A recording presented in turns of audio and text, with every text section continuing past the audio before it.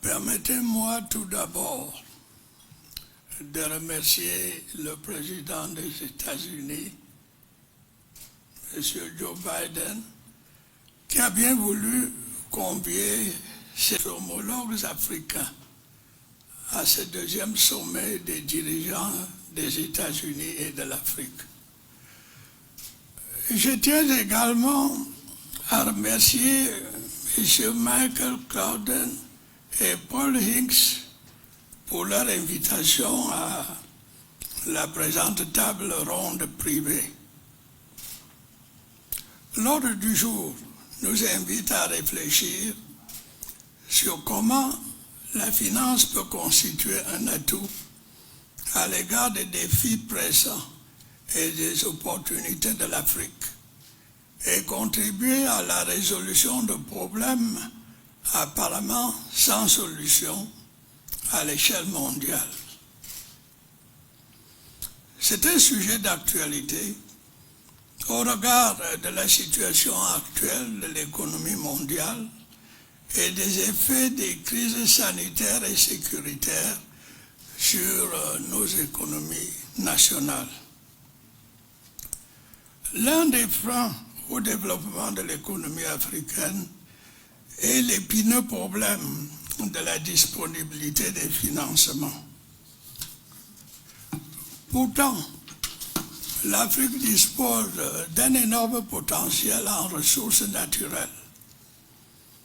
Ce potentiel reste sous-exploité ou alors son exploitation n'intègre pas la transformation sur place qui est susceptible de générer de la valeur ajoutée et de la richesse sur le continent.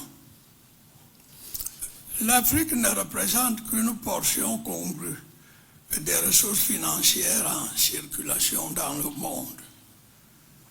Son accès à ces ressources se fait à des taux prohibitifs et parfois à des conditions restrictives de souveraineté de nos États. L'Afrique reste trop dépendante de l'aide publique au développement qui semble ne plus correspondre à nos besoins. Le cadre juridique qui gouverne généralement l'obtention de financement est très contraignant et accroît notre exposition aux risques budgétaires et de stabilité de nos institutions. Comme exemple de contrainte, la mise en gage de certaines ressources naturelles sollicitées par certains investisseurs. Les modèles et instruments de financement adoptés contribuent davantage à la réexportation des capitaux à travers des prêts sans mouvement de fonds vers le continent, mais avec des sorties obligatoires de devises lors des remboursements. L'une des solutions passe par le financement de l'exploitation et de la transformation des ressources naturelles de l'Afrique sur son sol. Pour cela, l'Afrique a besoin d'un volume important de capitaux à long terme.